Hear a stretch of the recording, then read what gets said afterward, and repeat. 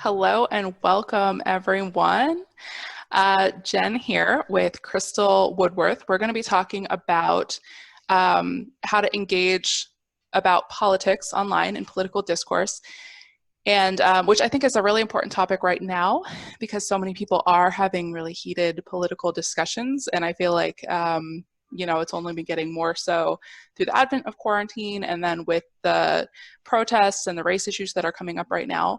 So I think this is a very, very timely topic, and Krystal is a great person to address it because she is the vice chair, to make sure I get this right, of the Libertarian Party of Maryland. So, a lot of practice within that political party. And then she's also a freelance administrative and marketing assistant for small businesses. So she understands the ramifications of not being a jerk, not just as a person, but within your business and within your brand. So with that said, I'm really excited to hear from Krystal, and I'm going to go ahead and turn it over. Hello, how's it going? I'm going to share my screen here so you can see my presentation. And then we're just going to jump right in.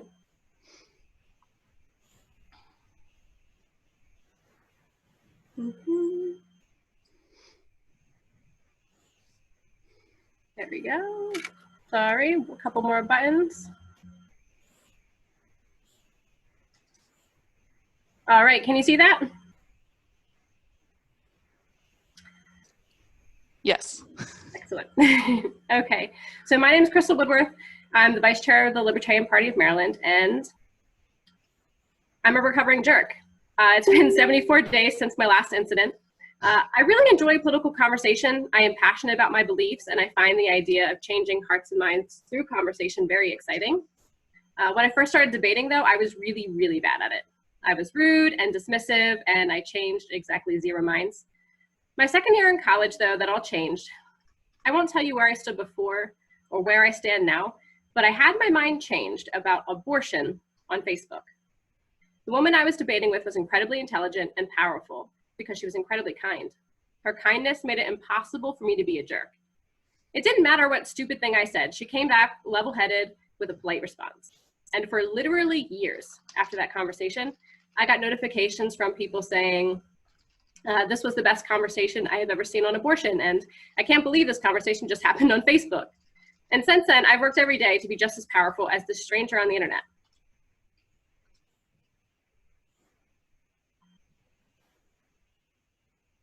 Being a libertarian puts me in a unique position to analyze political discourse because, one, libertarians in general are really, really bad at political discourse.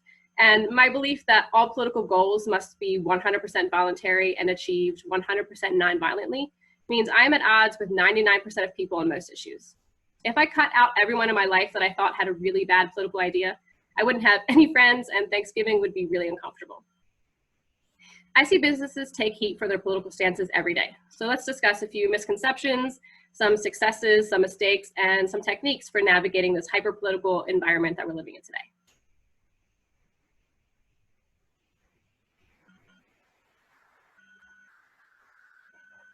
First things first, apolitical is political.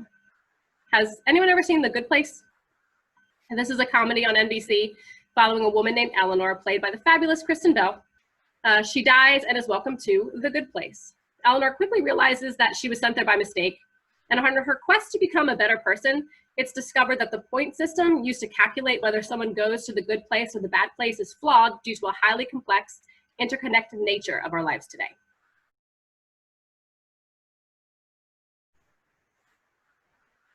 So if you haven't seen the show already, I highly recommend it. I think it's very funny. But back to the point. Sometimes you can avoid making a political statement. You don't need to justify every tomato, but this year especially, we have had major events where not taking a side looks way worse than picking the wrong side. You need to be in control of your messaging. The first and most important thing you need to know is there is no political anonymity.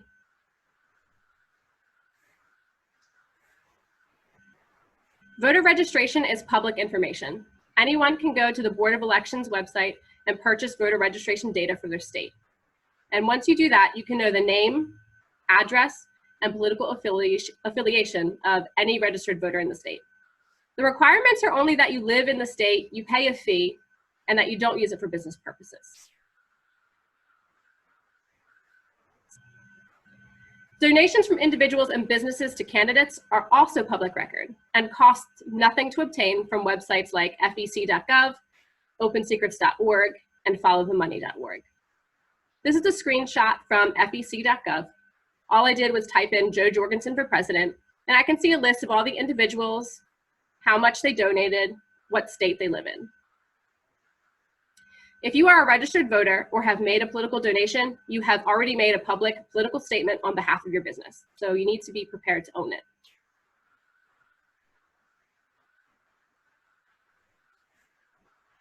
Before making a statement, you need to establish a few things. First, you need to establish your political identity. Earlier is better, but it's never too late. Consider if you will focus on global, national, or local issues, if you plan to support candidates, if you plan to make donations, and if you will invite politics into your actual storefront or office. If you do you expect your employees to share these same values? Next, you need to be consistent. If you aren't a religious person, don't make a big, grand religious gesture around Christmas time. If you don't consider yourself an LGBTQ ally, don't pander with a cheap Pride Month profile picture. If you don't feel like you know enough about the Black experience in America today, don't pander with out-of-context Martin Luther King Jr. quotes. If you are passionate about a variety of issues and want to participate in some sort of monthly advocacy, create a plan to consistently and equitably support an issue a month. Better yet, put your money where your mouth is, and donate a portion of the proceeds that month to a relevant and responsible charity. The last thing you need to do is establish with all relevant parties. This is co-owners, managers, investors, and even your employees if you expect them to uphold your advocacy as well. What are your company's hard lines? What are you willing to close your doors over? What you don't want to do is to enter the ring swinging, panic when business gets rough, and then walk away with your tail between your legs. Before making a public statement, make sure that you can take the heat. Let's compare two companies, Ben & Jerry's and Starbucks. Ice cream and coffee, two of my favorite things. These companies have similar political philosophies, but Ben & Jerry's has done a much better job at communicating them. Starbucks has taken a lot of heat for their political stances, despite the fact that they're often on the same issues. So a little history lesson. Ben & Jerry's opened in 1978. In 1985, the Ben & Jerry's Foundation was established. Today, they are the 4th top-selling ice cream in the world, and over the years, they've supported a variety of mostly liberal and progressive causes. Just to name a few, in 1988, they launched Rainforest Crunch, promising to help indigenous people in Brazil with a nut cooperative. In 2002, One Sweet World, that's spelled W-H-I-R-L-E-D, was launched to bring attention to global warming. In the early 2000s, Ben & Jerry was very vocal about supporting same-sex marriage, not only in America, but globally. In 2015, Save Our Swirled was launched to support the Paris Agreement. And in 2016, Bernie's Yearning was launched to support the Bernie Sanders campaign. Part of their success is also because they balance their political statements with nonpartisan charitable donations and bipartisan initiatives.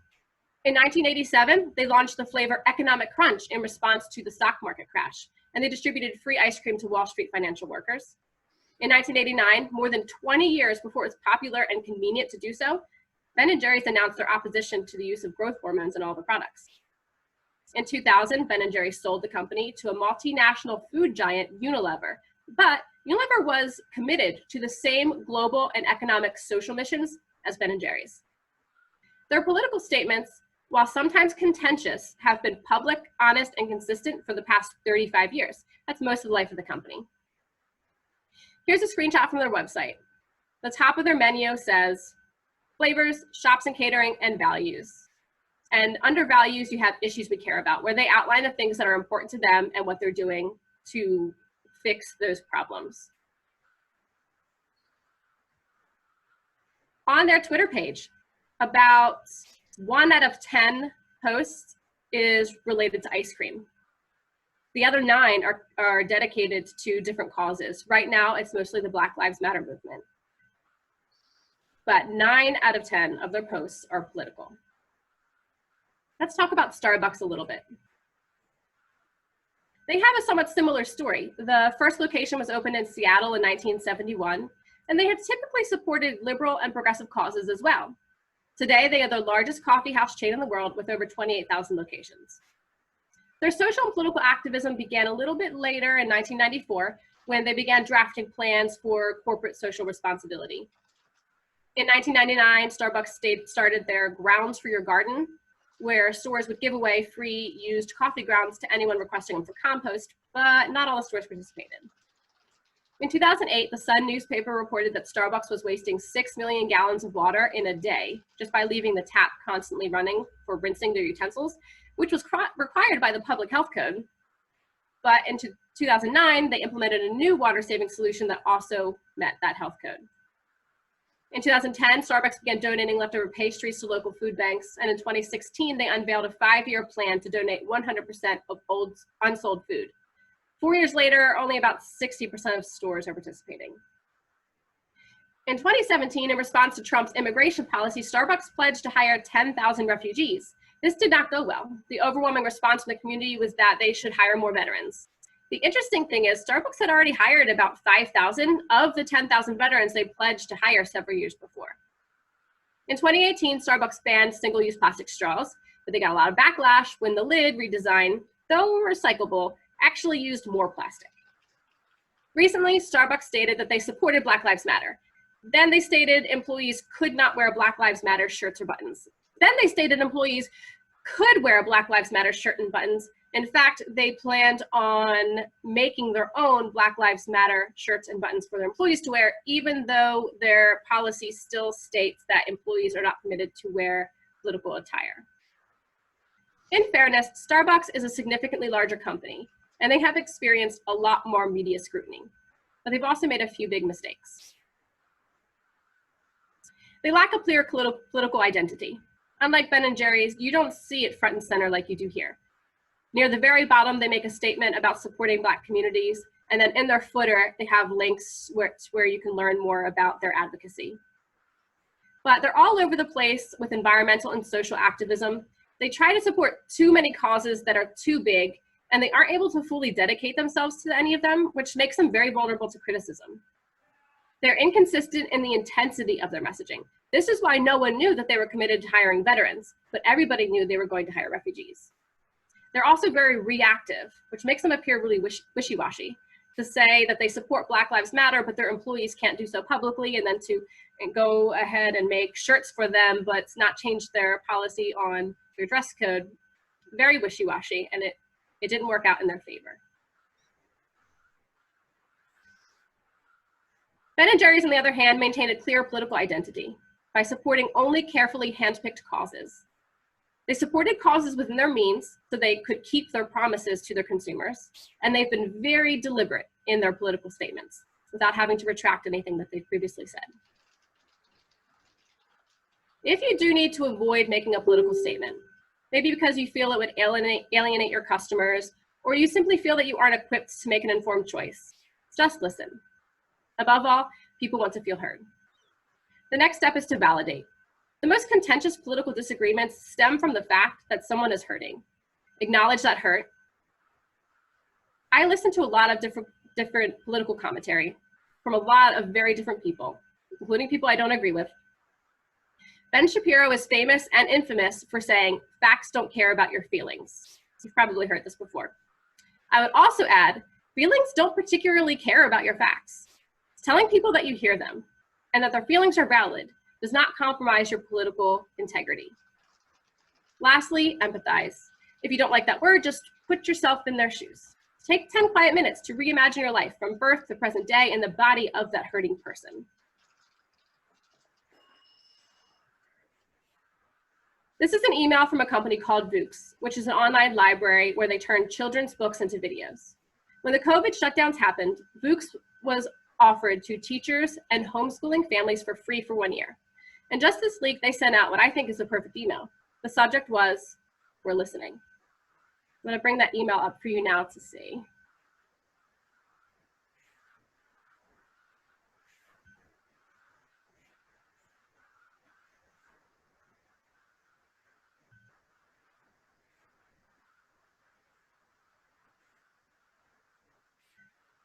It's very short and it's very simple.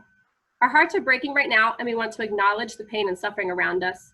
As we have taken a pause to listen, the VOOCS community has asked for resources to help facilitate important conversations that are happening around the world and at home with their loved ones.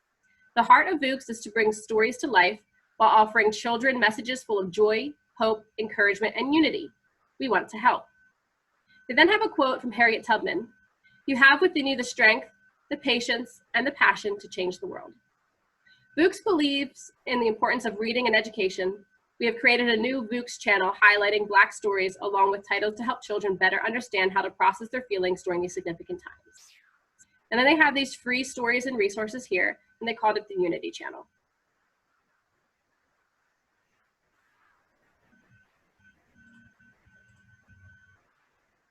VOOCS isn't trying to change anyone's mind right now. They just want you to know that they hear you.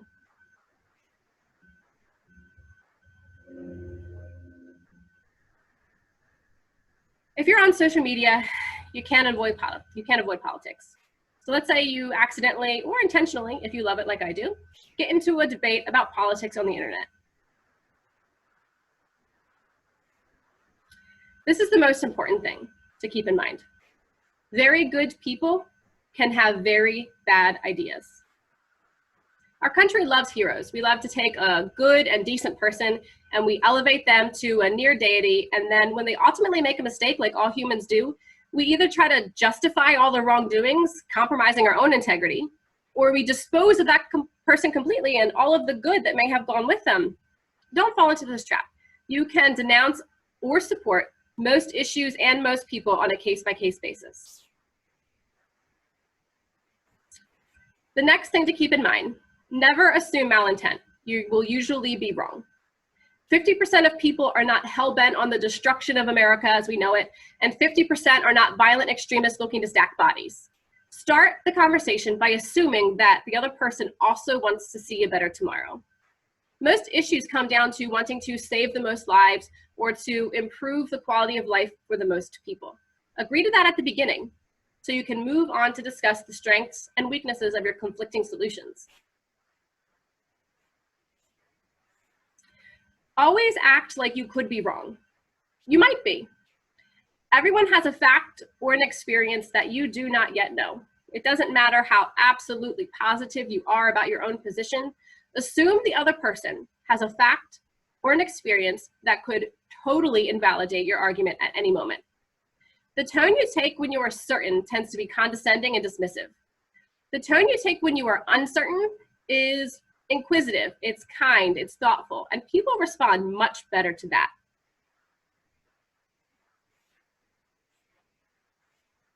This is a really simple one. Use I statements.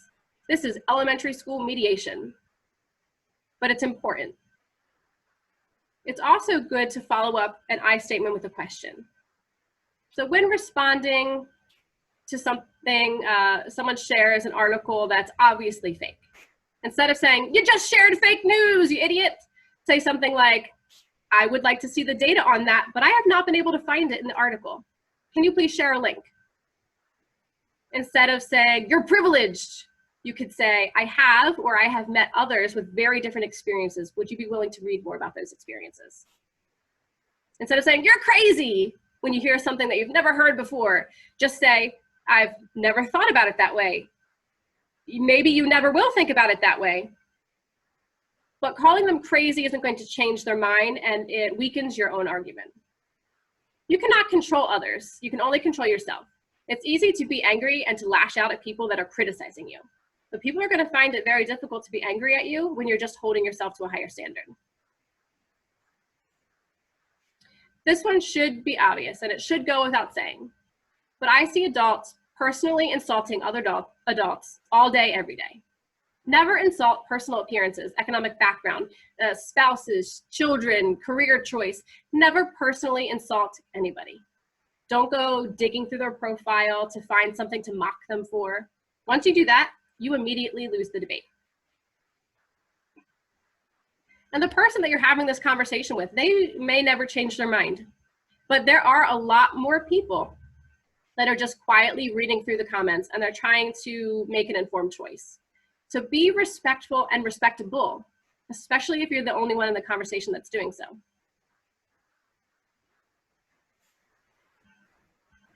Our country likes to see the political spectrum as left and right. I prefer to look at it as authoritarian and libertarian. But when the chair of the National Libertarian Party, Nicholas Sarwark, spoke in Maryland in 2018, he said something that really stuck with me. The real political spectrum, the spectrum that matters when you're trying to win hearts and minds, is between nice person and jerk. So don't be a jerk. Does anyone have any questions?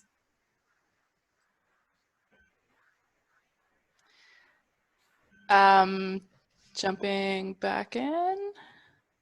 Okay, so as a reminder, guys, we can see your questions on Facebook. Please feel free to ask anything that you want to know, or if you had any questions through the presentation. I know you're a few seconds behind us, so we're going to give you a little bit of time to answer. Krystal, I actually have a question. Yes, please. So the message that you shared with us, showing, I guess, kind of empathy and listening without showing a strong stance. I've seen a lot of those going out, like emails from corporations, and I've also seen a little bit of backlash against that. People saying like, oh, they're just virtue signaling, or, you know, that it doesn't help because it's meaningless. But, you know, is it virtue signaling, or is it showing support and empathy? And like, how do you decide, I don't know, where to draw the line between those things? Yeah, so that goes back to establishing your political identity and being consistent. So the companies that are getting backlash are people that they don't care about Black Lives Matter except when it's in the news. They're not typically paying attention to these causes when there isn't an incident. They aren't donating to charities unless people are asking them to. So when you have companies like Ben & Jerry, who from the get-go, they're like, hey, we care about social justice. And they've cared about social justice no matter what's happening in the news cycle. They're not experiencing that backlash. It's only when companies just like jump into the arena, that then you're virtue signaling. It's not a passion for them. It's just like, hey, might be able to get some more business out of this. Right. Okay. So small business owners, I guess that would mean it's time to decide where you stand, if you're going to take a stance on everything and not just Black Lives Matter, and not just, I don't know, health, or like it's Pride Month. So it's not just Pride and it's not just Black Lives Matter. It's what are all the issues, which that's kind of overwhelming to even think about getting started with. It is overwhelming. And don't try to care about every issue. Maybe like if you look at Little Goat Coffee in Newark, they care about the environment and they're big on free trade. Nobody asks them to weigh in on local elections. Like no one's asking them to take a stance against everything. They have their issues, and like Ben & Jerry's does, they list, these are the things that we're going to publicly care about. And maybe they do some stuff in the background, but they only publicize the issues they care about and are doing well addressing. So you don't have to address everything. And in fact, you shouldn't, because you're just that's where Starbucks went wrong. They tried to do way too much and way too big, and they kind of let everyone down because they weren't able to keep their promises. So decide like, okay, I really care about Black lives, or I really care about supporting our local churches, or I really care about veterans. Whatever it is, decide what you're going to care about and then be consistent. And if someone asks you to weigh in on something and you just don't know, or you don't want to, then having the VOOCs approach is really nice. Like if your community has a need and you're able to fill it, like VOOCs was able to with books, that's perfect. So if, I don't know, a community member's house burns down and you're a coffee shop, don't try to rebuild their house, but maybe give them some free coffee. That's something you can do. I like that.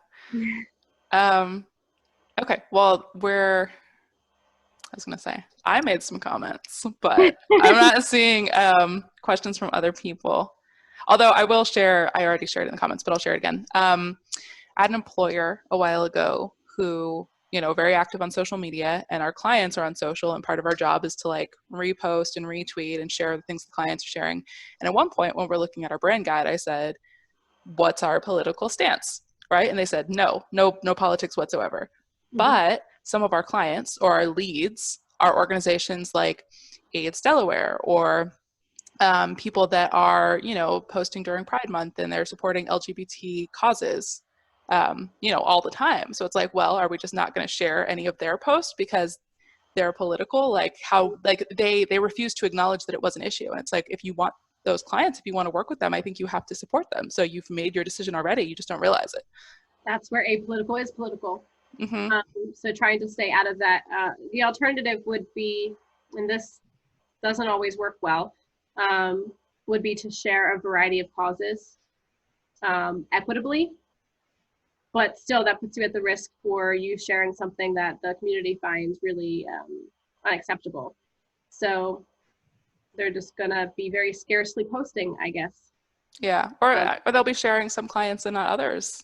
Sharing some clients and not others. Yeah, which that speaks on its own. So yeah, that was. That's a really interesting one. So they want to say totally non-political. Yeah, and I think, I forget what we ended up putting in there. Quietly liberal or something, I forget. What was it? It was like quietly or subtle liberal, like, I don't know, like we're a little bit this way. So then you would just have to comb through the posts and find the 1 out of 20 that isn't political and share that one. Yeah. So for Ben & Jerry's, it would be sharing one of their regular ice cream flavors instead of the one that is about Black Lives Matter. Yeah. Yeah, and maybe that particular issue doesn't affect a lot of people because if you're not, a social media company or a marketing company, then you're not retweeting your clients. But I bet you there are things, even in your small business, that, to Krystal's point, are political without seeming like it at first glance. Yeah, what customers will I serve? Like publishers, what books will I publish? What books won't I publish? Yeah. And even like, this is getting a little bit scary. Web hosting companies are starting to take a stance like we won't host companies that share what they consider to be hate speech. A lot of things can be classified as hate speech. So where do you draw that line when you start to use vague terms like hate speech? Now you have to define them, and then who gets to be included, and it gets very hairy. Yeah, kind of in the same line with that. Twitter, I know, is cracking down on some accounts. And did they? Maybe you'll know this. I remember reading about they were considering shutting down all of the Nazi accounts, but there's still, I don't know, there's like ISIS accounts because people post joke things to them to make them look less creditable. So they're on there, they're on Twitter, and it's like, okay, well, that seems pretty clear. Like, oh, they're hate groups, so of course them. But then, like, again, where would you decide it's okay to block them and when is it not okay? And if someone's really, really hateful, am I still allowed to silence them? Like it, yeah. Yeah, I prefer the line where advocating violence. If you're advocating violence, that's it. Like, I feel like that's really clear. It's like not screaming fire in a building. Like if you're advocating violence, and I think that includes advocating suicide, so like bullying and telling people to kill themselves, I think that should be counted. That's violence. But I think it's best that hateful groups freely speak and freely associate. And so I know who not to associate with. Makes it really clear. Like, I know that if this business is following some Nazi accounts and liking their things, like I don't want to buy my coffee there or my shoes there or whatever. So I prefer it to just be out in the open and so I can make the decision. Yeah, that's a really good point. That's not my call. So Twitter didn't ask me. Yeah. I don't know why. I know, right?